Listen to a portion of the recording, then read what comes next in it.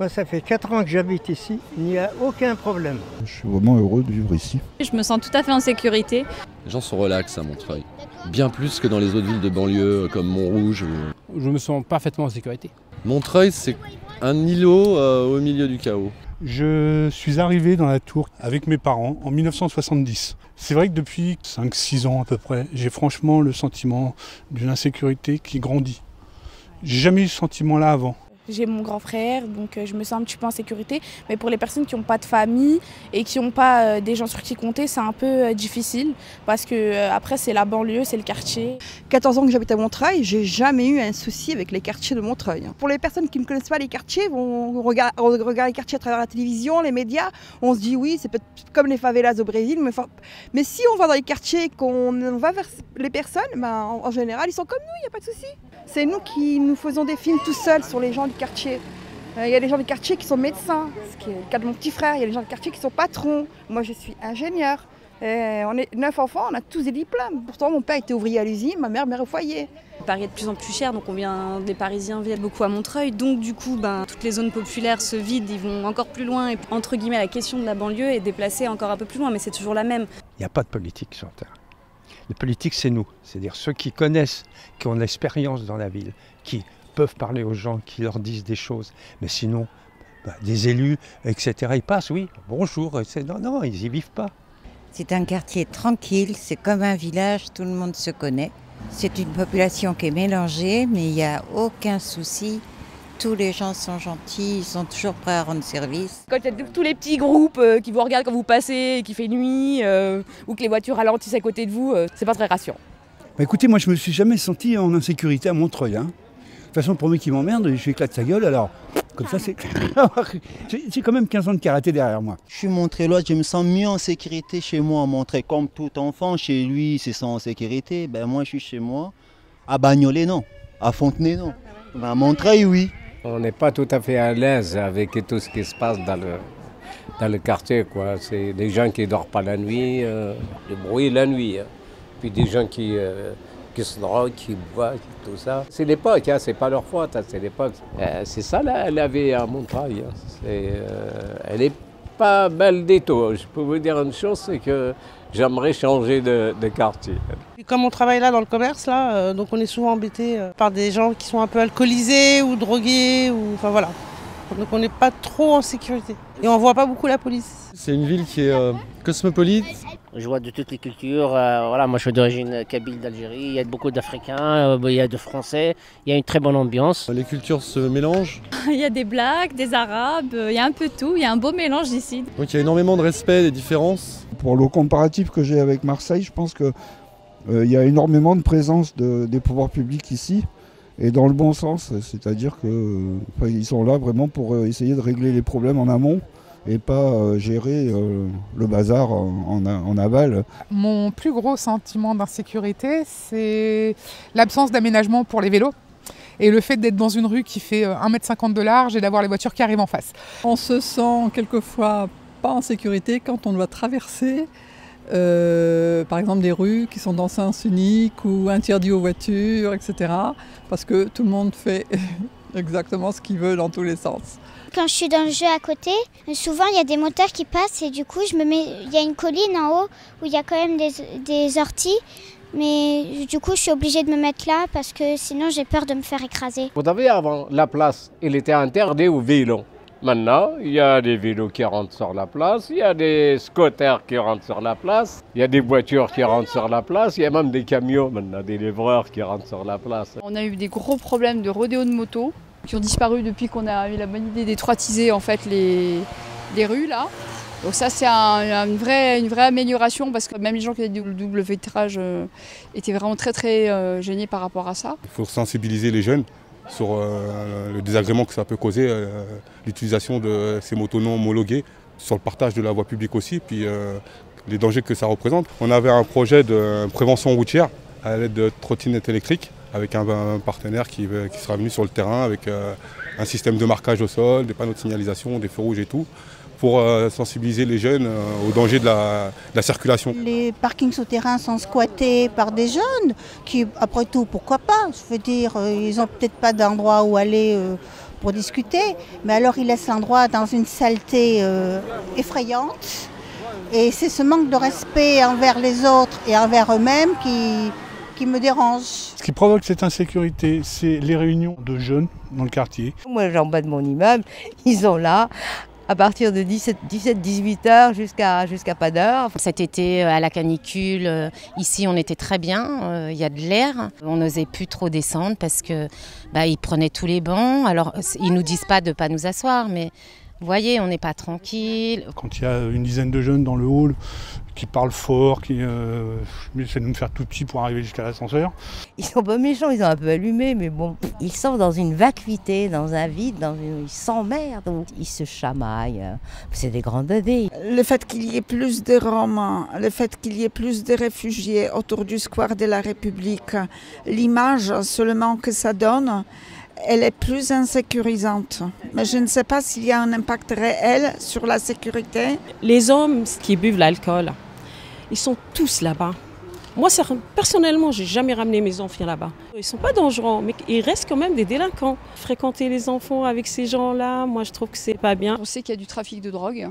Donc c'est quasiment sous le nez des enfants, au milieu des jeux, derrière. Il y a même des petits enfants en bas âge qui préviennent quand la police arrive, etc., pour que les trafiquants cachent leur dose, etc. quoi. Bon, mes filles sont au courant, on essaie d'en parler sans dramatiser. Il faut faire attention, au même titre qu'il faut faire attention en traversant la rue. J'ai vu beaucoup plus de délinquance sur l'avenue des Champs-Élysées qu'en 8 ans dans Montreuil. Parce qu'ils habitent ici en fait. Donc ils mettent pas le bordel dans Montreuil, ils mettent le bordel ailleurs. Dans leur propre quartier, les jeunes qui vendent du shit ou des trucs comme ça, ils s'en prennent pas aux habitants du quartier lui-même de toute façon. Donc, et puis en plus ils sont généralement très polis, ils nous tiennent la porte, ils portent les sacs des mamies, les sacs de course. Non, ils sont quand même relativement bien élevés. Il y a des points de deal. Quand j'apprends à ma fille à faire du vélo sur une petite place et que ma femme filme et que des groupes disent « Qu'est-ce que tu fais, pourquoi tu filmes là, arrête de filmer », c'est pas très sympathique. C'est surtout des gens qui boivent un peu trop. Côté Rouget de Lille, qui sont là très souvent, normalement il n'y a pas de problème. Des fois il y a des problèmes. La langue française est la langue la moins parlée ici. Et depuis que l'OPH de Montreuil a repris, on a vu une différence importante. Avant, il y avait une mixité quand même au niveau des habitants. Beaucoup de personnes qui étaient issues du 1% patronal. Et maintenant, malheureusement, on nous met beaucoup de gens qui sont au RSA, des gens qui sont sans travail, des gens qui ne font pas attention à leurs enfants. Et le changement, on le sent. Mais ils nous mettent de plus en plus des gens à problème. Et à un certain moment, ce que vous faites, vous partez. Et il reste que quoi? Des gens à problème. La difficulté, c'est ça, c'est la mixité. C'est de refaire revenir des gens qui apportent une autre manière de penser, etc. Ce qui me gêne, c'est que en bas, c'est sale. Et quand vous recevez de la famille et tout ça, vous avez du mal des fois à les faire venir. Les gens qui descendent, qui jettent même leurs ordures par les fenêtres. Ça, j'ai pas connu avant. Les gens qui descendent, qui vont mettre leurs poubelles là, alors qu'il y a les poubelles ici, quoi. C'est des canettes par terre, c'est des canettes partout. On n'ose pas trop leur dire quelque chose de peur de se faire rabouer. On a déjà averti le commissariat, mais bon, c'est lettre morte. Bon. Et les gens ont peur de représailles et c'est affligeant, quoi. Replanter des buissons, replanter des arbres pour refleurir un petit peu le quartier, ça pourrait égayer aussi la chose. Et même, comme je disais, refaire les bâtiments aussi. Commencer à redonner aux gens l'envie d'être ici et puis de faire attention aux choses. Ça tamise l'esprit, la nature. Ça berce l'esprit, le vert. Moi, je me bats pour que les jardins, on les protège. On ne casse pas, etc. Je discute avec les enfants, avec certaines personnes, et ils me répondent « Ouais, mais avant c'était mieux parce qu'il y avait du béton. On pouvait aller tout droit. » L'autre jour, il y avait un monsieur presque nu sur un banc, dans un état de déchéance quand même très préoccupant. Je sens la pauvreté du quartier. Des expulsés qui dorment dans la rue. Ce n'est pas de leur faute, mais il y en a de plus en plus en bas Montreuil. Il faudrait qu'ils soient un peu pris en charge. Mais la solution au niveau national, ce serait la construction des foyers. Que la mairie fasse des choses, c'est bien, mais je pense aussi que l'État ne doit pas être déchargé de ses responsabilités et qu'il y a de plus en plus de charges sur les collectivités locales, mais il y a des choses qui sont de la responsabilité de l'État et de ne pas laisser les gens mourir dans la rue, c'en est une. Les enfants ils s'amusent un peu plus avec le stade que vous voyez en face. Ça fait quoi, une année qu'ils l'ont fait. Comme on s'occupe un peu plus d'eux et qu'on met de l'ambiance, le quartier change un petit peu de visage par rapport aux familles. Il y a beaucoup plus de gens qui viennent, qui restent tard le soir avec leurs enfants à s'amuser.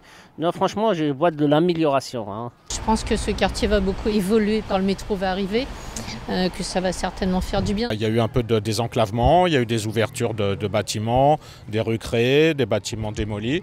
Bon, ça a beaucoup participé, bien sûr, à créer une atmosphère de bonne humeur. Jusqu'à présent, on nous promet la vidéo, mais je trouve ça un peu inutile. Moi, je ne suis pas pour des passages systématiques de la police ou de la surveillance, mais plus en termes des gens qui feraient de la médiation, justement, pas simplement une enquête, mais un peu plus sur le terrain. Il vaut mieux les gens venir à la rencontre des gens pour leur expliquer comment se tenir, c'est tout, gentiment. En fait, il faudrait des psychologues. Je pense qu'il y a besoin de grands frères, entre guillemets, je ne sais pas si ça s'appelle comme ça, mais de jeunes, parce que c'est des jeunes qui doivent parler aux jeunes. Parce que si c'est une femme comme moi, d'une 50aine d'années, ils ne sont pas méchants, ils nous disent oui, hein. Mais dès qu'on a tourné le dos, voilà. Alors que si c'est un jeune frère, quelqu'un qui vient assez souvent, qui fasse des tours, ça devient plus de la police, hein. C'est de la prévention, c'est de la discussion. Nous, on essaie de récupérer, entre guillemets, ces jeunes. Travailler avec eux. Bon, au lieu qu'ils squattent le bas des immeubles et avoir des discussions avec certains habitants, parfois ça tourne mal, parfois voilà, ça se tourne pas mal. Et essayer peut-être d'impliquer les habitants. Essayer de vraiment renforcer la communication auprès de ces habitants. Le grand problème, en fait, c'est le vide. On sent qu'il y a du vide dans leur vie, les petits jeunes, ils sont un petit peu égarés. Et le vide, quand on est jeune, nous fait faire des petites conneries.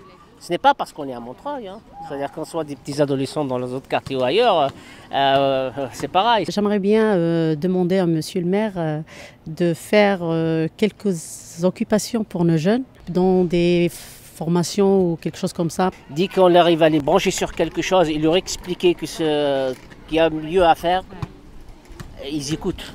Il y a des jeunes qui ont des très bonnes initiatives en fait, et en se penchant sur les assos, il y a quand même pas mal de choses positives qui se passent.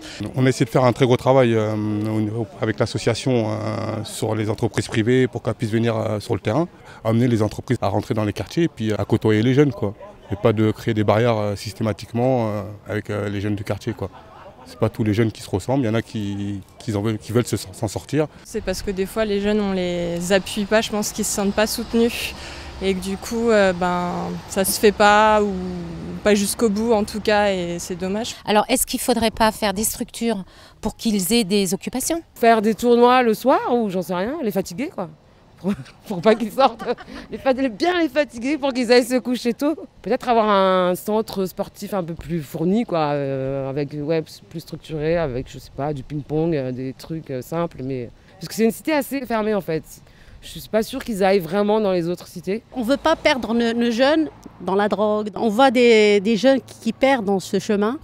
Malheureusement, c'est un mauvais chemin pour eux. C'est plus une bouée de secours qu'il faut jeter à ces petits jeunes pour qu'ils comprennent qu'il y a autre chose. Et il faut cultiver leur rôle dans la société, le bon sens. Et dire que c'est comme un bon jardin, hein, ça se cultive. Il faut qu'ils se cultivent, ils savourent, ils voient que finalement, ils oublient forcément. Ça remplace en fait le vide.